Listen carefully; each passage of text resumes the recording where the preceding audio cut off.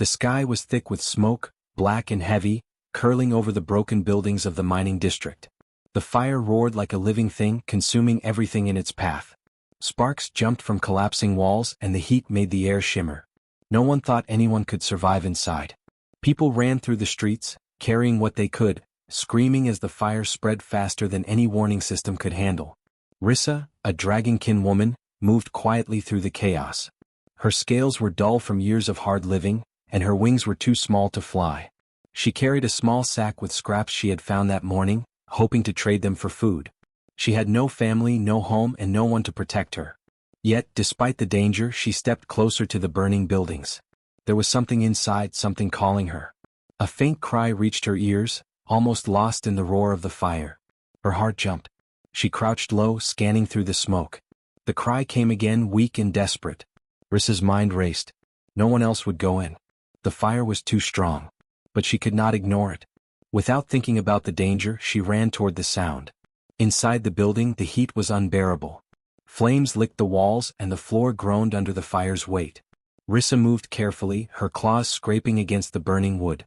She could see the boy now, pinned under a fallen beam, his small body trembling. Smoke filled his lungs and he coughed violently. His eyes were wide with fear, searching for someone who might help him. Rissa's heart ached. She had no tools, no armor, nothing to protect her, but she pushed the fear aside. With a powerful effort, she lifted the beam just enough for the boy to crawl free. His legs were weak and he stumbled, but she caught him, pulling him into her arms. "It's okay, you're safe now," she whispered, though her own voice shook from the heat. The building trembled. The roof cracked and fell a little further, sending sparks flying around them. Rissa held the boy tightly and ran. Her wings brushed against the walls, and her scales sizzled where the flames licked her. She could feel the fire trying to reach her, but she did not stop. The boy's small hands clung to her neck, and she felt his fear pressing into her chest.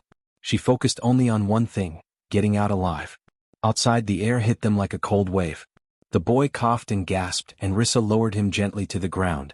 His hair was singed and his clothes burned in places, but he was alive. People around them stared, shocked. A dragonkin saving a human boy? Many whispered, some with disbelief, others with fear. Rissa did not have time to answer questions. She collapsed to her knees, exhausted, smoke filling her lungs. The boy looked at her with wide, tearful eyes. "Thank you," he said softly, his voice barely audible over the roar of the fire. Rissa smiled weakly. She had no words. Saving him had cost her nearly everything, and she knew the danger was not over. Flames still devoured the street behind them, and the building might collapse further. From the other side of the street, some tried to help, but the fire was too strong. Rissa stood again, holding the boy close. She looked around for a safe path. Her small dragon wings could not lift them, but she ran with strength she did not know she had, zigzagging between falling debris and burning vehicles. Sparks fell like rain and the smoke stung her eyes, but she never let go of the boy. Finally, they reached a small clearing. The fire's heat was less intense here, and the boy could breathe more easily. Rissa set him down gently. He hugged her around the waist, not wanting to let go. She hugged him back, feeling the warmth of life against the coldness of the fire. For a moment, the world seemed to pause, the chaos fading into the background as only the two of them existed. Sirens wailed in the distance. Firefighters and rescue drones arrived, directing people away from the flames. Rissa slipped into the shadows, letting the crowd focus on the boy. She had no intention of staying. She had no home, no reward, no one waiting for her. But she had done what she had to do. She had saved a life when no one else would. The boy looked up at the rescuers. She saved me," he said, pointing to the empty street where Rissa had vanished. Questions followed, but the boy could not answer them all. Who was she? Why had she risked everything? People whispered, some admiring, some suspicious. But no one could deny what had happened. As the fire continued to burn, Rissa disappeared into the ruins, unseen and unheard. The sky above was dark with smoke, and the city burned around her. Yet, in that small act of courage, something had changed. A human boy had survived a fire that should have claimed him, and a dragonkin woman had shown what it meant to risk everything for someone else. And somewhere high above the planet, a human watching the news would soon see the footage and feel a quiet shock. The boy's father, powerful and far away, would notice something unusual in the way a penniless stranger had dared to save his child. It would be the start of something no one could yet imagine. Rissa, exhausted and scorched, walked into the night. She carried no reward, no thanks, only the quiet satisfaction that a life had been spared. She did not know the boy's name and she would probably never see him again. But the fire had not defeated her. It had not defeated him. And in that moment, even in the darkness, hope flickered like a small, steady flame. The boy, Evan, was safe now, but the fire left more than burned buildings behind. He shivered under a blanket, his eyes wide and full of questions.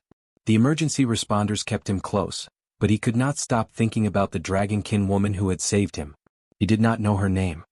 He only remembered her hands, strong and careful, her eyes, filled with worry, and the way she had risked everything to pull him from the fire.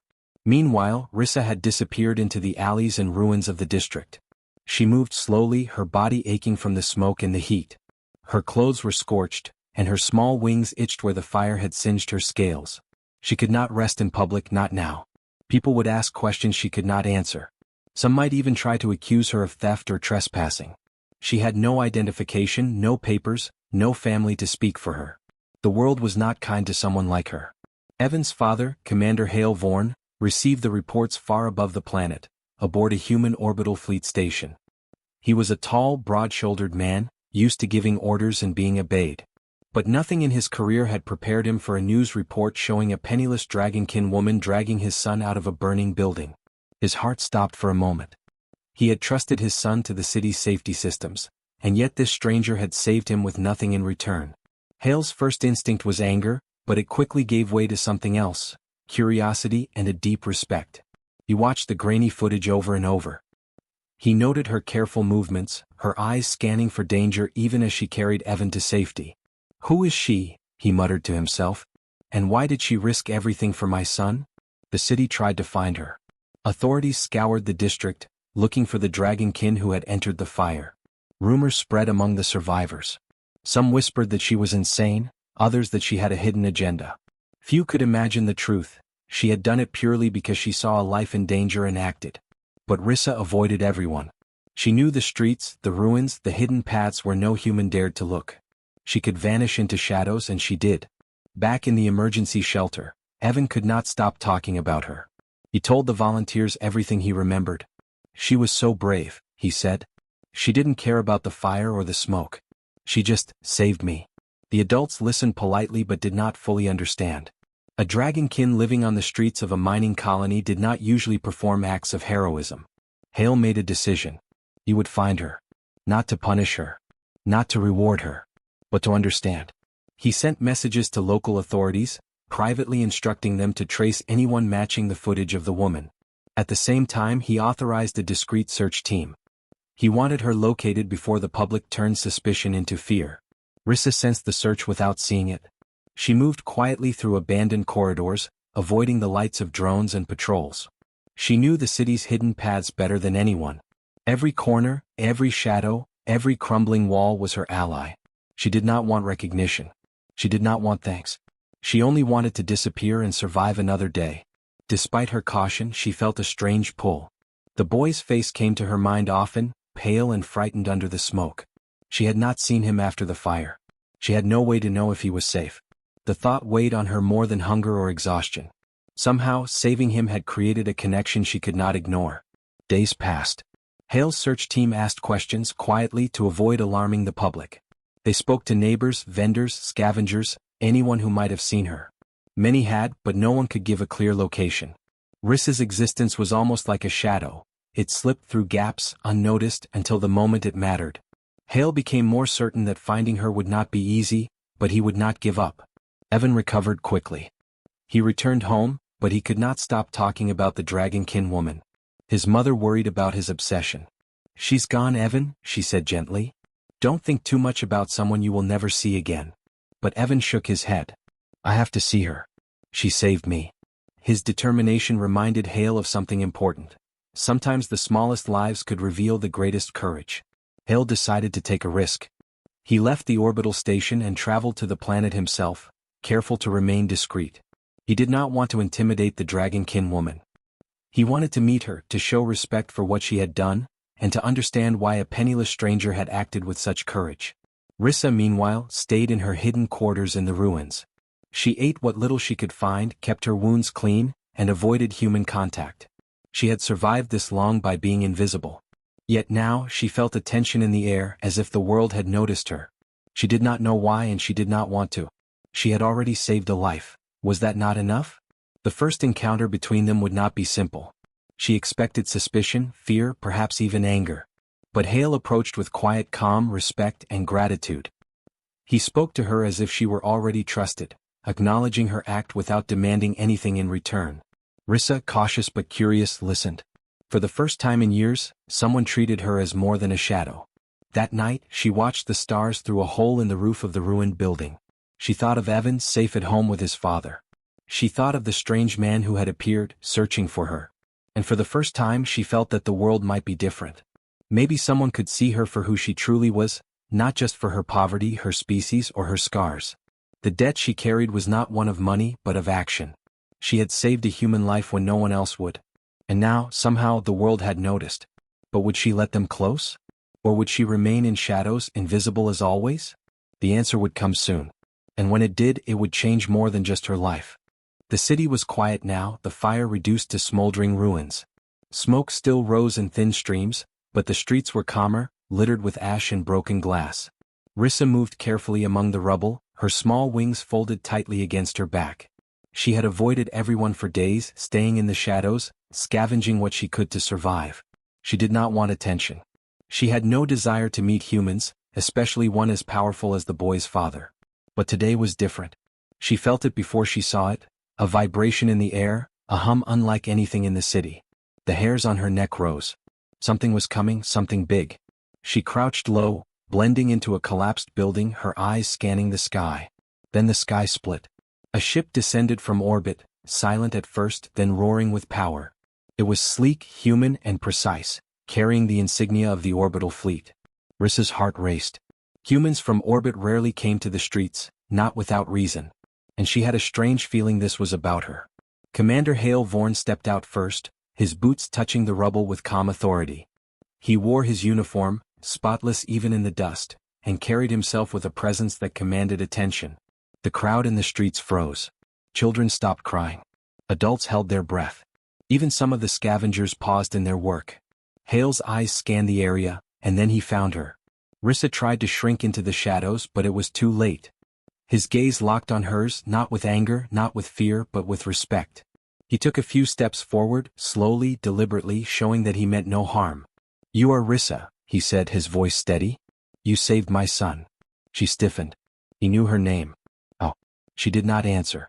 She stayed low, cautious. She had survived this long by avoiding humans, and she did not intend to change now. "I came to thank you," he continued. "Not with money. Not with gifts.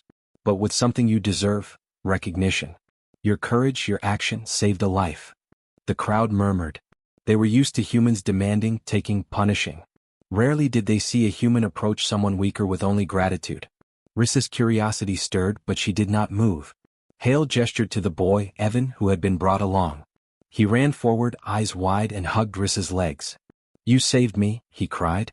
"You saved me from the fire." Her heart clenched. She had not expected to see him again.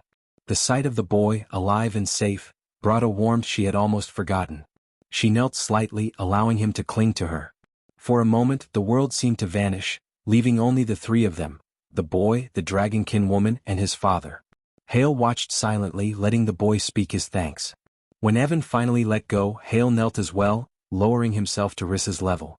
"I wanted to meet you in person," he said softly. "To make sure you know that your act was seen, understood, and respected." Rissa blinked. No one had ever spoken to her like this. Most humans avoided her, feared her, or ignored her. To be treated with respect felt strange, almost uncomfortable, yet it was not unwelcome. "You do not have to answer," Hale continued.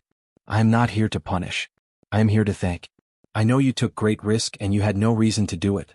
I only hope you can accept this gratitude." Rissa stayed silent, watching the man carefully. She could sense that he was different from others, that he truly meant what he said. Slowly she nodded, almost imperceptibly. It was all she could manage. Hale smiled. "That is enough," he said. "I also wish to offer aid. Medical care, food, shelter, whatever you need. You saved my son. Let me help you now." Rissa's instinct screamed caution. She had survived by avoiding people like him, by keeping herself invisible. Yet, something in his tone and the calm way he spoke made her hesitate. For the first time, someone offered help without expecting anything in return. The crowd, seeing this exchange, began to react. Murmurs turned to whispers of awe. Some approached cautiously, offering water or blankets. Others just watched, curious, learning that not all humans demanded, not all humans feared, and sometimes courage could be recognized without a fight. Evan tugged at her hand. "Come with us," he said softly. "Please." She looked down at him, his face innocent, trusting, filled with hope. She had never had anyone trust her like that before.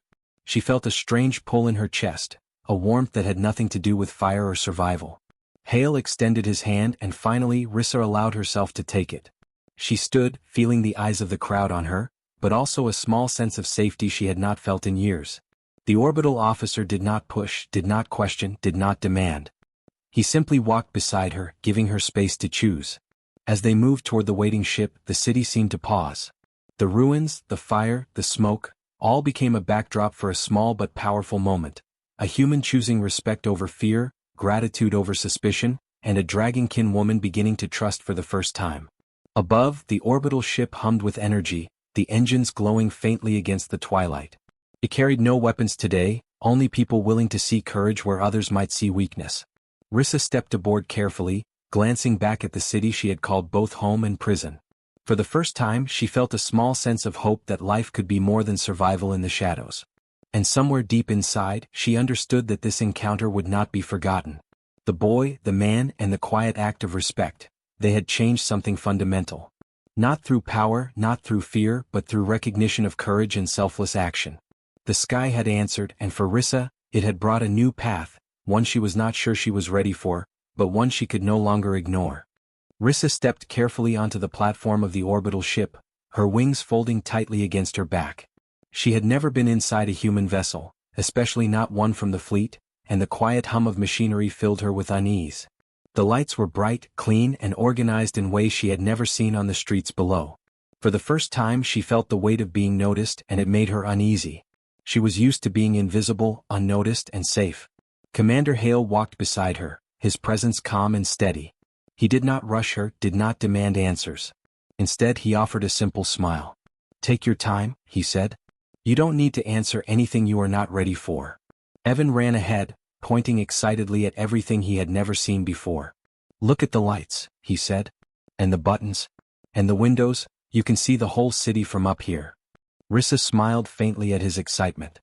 His energy reminded her of the spark she had felt the day she saved him, the same small heartbeat that had pulled her into the fire. Medical staff approached carefully, offering her food and checking her burned scales. Rissa flinched at their touch at first but quickly realized they only wanted to help. The burns were not deep, mostly superficial from the smoke and heat, and she would heal with time. No one asked her about her past, no one pressed for her secrets. They only offered kindness. For a dragonkin woman who had survived by hiding and avoiding humans, it was almost overwhelming.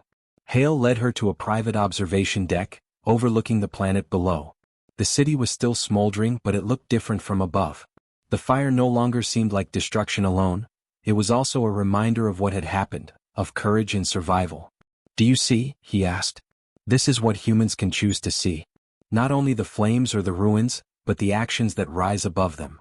Rissa stayed quiet, unsure of how to respond. She had never expected recognition. She had acted because it was the right thing to do, not because anyone would notice. But now, looking down at the city, she realized something had changed. Humans could see more than fear. They could see courage even in someone like her. Evan sat beside her, still pointing to small lights and ships moving far below. "She's amazing," he said softly as if speaking to himself. "You saved me and now everyone can see." Rissa nodded slightly.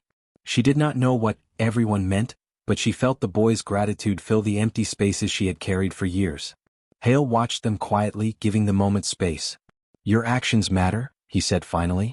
"It does not matter who you are or what people expect. What matters is that you chose to act when others would not. And the world is noticing. Not all humans will understand, but those who do, they will remember." Rissa felt a strange warmth. It was not fear, not pride, not even comfort. It was something new, trust. For the first time, someone had acknowledged her courage without fear or suspicion. She could feel the small threads of connection forming, stretching from the boy to his father, to the humans around her. For so long she had lived in shadows, hidden from a world that feared her. Now that world had chosen to see her differently. Hale asked about her needs, quietly, without judgment. "If you need shelter, work, or anything else, I can arrange it," he said. Rissa hesitated. She had survived her entire life relying only on herself. Trusting a human, especially one with power, felt unnatural. But the offer was genuine. She could see it in his eyes, steady and patient, expecting nothing in return. The orbital ship hummed softly, a quiet reminder of the life and technology she had never experienced. She watched as the planet rotated slowly beneath them, cities glowing, fires still smoldering, and realized how small yet important every act of courage could be. One small action, a choice to risk her life, had changed the way humans viewed her species. Not as outsiders, not as threats, but as beings capable of compassion. Later, when the crew began documenting the fire and the rescue for reports, they included Rissa's actions without exposing her identity unnecessarily. Her name would be mentioned only to those who needed to know, her courage celebrated quietly, safely. It was recognition without risk, acknowledgement without intrusion. For Rissa it was enough. She could be herself, without pretending or hiding, at least for a moment. Evan leaned against her, exhausted but happy. "Do you think people will really understand what you did?" he asked. She looked down at him, his small face filled with hope and trust. "Some will," she replied simply. "Some will remember." Hale nodded, listening. "And that is enough," he said. "The world does not always notice courage, but when it does, it can change minds, hearts, and even laws. Your act has started that change. Not because of politics, not because of orders, but because you acted without expectation. That is what humans remember." For the first time, Rissa allowed herself to feel something she had almost forgotten: hope. The fire had been terrible, but it had not destroyed everything. One small act, one life saved, had ripple effects she could not yet see. Humans, at their best, could recognize courage and selflessness. She had been invisible for so long, but now, at least to some, she was seen. As the ship prepared to descend back to the city, Rissa stayed at the observation deck, watching the lights below. She did not know what the future held. There would be questions, challenges, and doubts. But for the first time she knew that humans could choose to see the right things, the courage that existed even in the penniless, even in the overlooked, even in someone like her. And she realized that this choice mattered more than any treasure or reward. It mattered because it could change everything. Rissa stepped off the ship and onto the streets below, the city still smoky from the fire but quieter now. People moved carefully around the ruins, some cleaning, some salvaging, but all aware of the strange calm in the air. Word had spread quickly about the dragonkin woman who had saved a human boy, and whispers followed her wherever she walked. Some stared in awe, others in curiosity, and a few in disbelief. She kept her head low, her wings folded, feeling every eye upon her. Evan ran ahead, calling out to her. "Come on. I want to show you something." He led her to a small park that had survived the fire mostly intact. Children were playing quietly, but they stopped to watch when Rissa approached. For a moment, the city seemed to pause again, holding its breath, as if it knew something important was happening. Hale followed behind, keeping a careful distance, letting Rissa move at her own pace. He had arranged for temporary shelter for her in a nearby safe building and ensured that food, water, and medical attention were available without forcing her to accept. This was not charity. This was recognition of courage, the kind that changed minds without demanding repayment. Rissa looked at the children. They were not afraid. Some even waved shyly. She realized that her presence, once a source of fear, was now a symbol of protection and hope. She had saved a life in a moment of danger, and that action rippled outward. Humans were beginning to see her as more than just a dragonkin scavenger. They were starting to see her as someone capable of bravery, compassion, and selflessness. Evan tugged at her hand. "You saved me," he said again. "You don't know how much that means." Rissa knelt, bringing her eyes level with his. "I only did what anyone should do," she said softly. "But I am glad you are safe." He smiled brightly, and she felt a warmth that had nothing to do with fire or heat. It was trust, gratitude, and the first real connection she had felt in years. Hale stepped closer. "Rissa," he said, his voice calm and steady, "the city, the people, and even my fleet want to thank you properly. Not with ceremony or praise you may not want, but with respect, care, and opportunity. You risked your life for someone else. That is rare. That deserves recognition." She hesitated. Trust did not come easily. The streets had taught her to expect betrayal, fear, or indifference. But in Hale's eyes she saw none of that. Only respect and quiet strength. Slowly she nodded. This did not mean she would suddenly trust the world completely, but it meant she could take the first step. A small crowd had gathered, quietly observing the exchange. News crews had filmed the rescue from afar but had not captured her identity fully, respecting her privacy. This gesture surprised many of the onlookers. Humans often sought attention, credit, or reward, but here was a man, a fleet commander, showing gratitude without expectation. Even the Dragonkin observers, who had been watching from hidden corners, whispered among themselves. Perhaps humans were more than they often seemed. Hale guided her and Evan to the temporary shelter. Inside, Rissa finally allowed herself to rest, feeling exhaustion she had pushed aside during the fire and the days afterward. The room was simple, clean, and safe. No one forced her to speak. No one demanded her story. She realized that being recognized did not always mean being exposed. It could mean being seen and respected even quietly. Outside, the city began to rebuild. Humans and Dragonkin worked side by side, cleaning streets, moving rubble, and salvaging what they could from the fire's destruction. People who had once avoided Dragonkin now spoke to them cautiously but with curiosity and respect. The fire had been terrible, but it had opened a small door, one that showed what could happen when courage was recognized rather than ignored. Evan curled up beside her, exhausted from excitement and relief. "Do you think they will remember what you did?" he asked softly. Rissa smiled faintly. "Some will," she said. "And that is enough." She realized that saving a life was never about reward. It was about making a choice even when the world expected you to look away. Hale joined them, sitting quietly for a moment, watching the boy and the Dragonkin woman. "The stars are not changed by one fire," he said thoughtfully. "But the lives of those who act in courage, they can be. And that is how the fire changes everything." Rissa looked at the horizon. Smoke still rose from the city but the sky was clearing. She felt a sense of quiet peace. For the first time she saw herself not as a shadow in the ruins, but as someone whose actions mattered. Not because she sought praise, but because she had made a choice that others could see and learn from. The day passed slowly, filled with small acts of rebuilding and quiet recognition. Rissa moved among the people, accepting food or water but refusing unnecessary attention. She realized that her life could continue without hiding completely, without fear dominating every moment. People could see courage when it was present. They could choose what to see, and sometimes that choice was enough to change hearts. As night fell, Rissa stepped outside, the stars above shining bright and clear. The city glowed faintly below, lights reflecting off the remnants of the fire. She watched Evan sleep, Hale standing silently beside her, and felt something she had never known before: hope. Not a hope that the world would be safe, but that it could be better. That humans could see the right things even when the world often ignored them.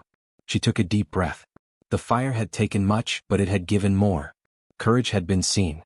Compassion had been recognized. And in that small, quiet victory the galaxy had changed, not through war, not through power, but through a single act of selfless bravery. Rissa realized that the fire she had entered so recklessly had not just saved a boy's life. It had shown humans something important about themselves. That even in the darkest moments they could notice, appreciate, and learn from courage. And for her that mattered more than anything. The night was calm. The city slowly returned to life. And high above, the stars watched quietly as a penniless Dragonkin woman, a human boy, and his father began a story that would ripple far beyond that small, smoky district. One small act of bravery had changed more than a life. It had changed the way courage was seen, and perhaps, the way the stars themselves would remember humanity.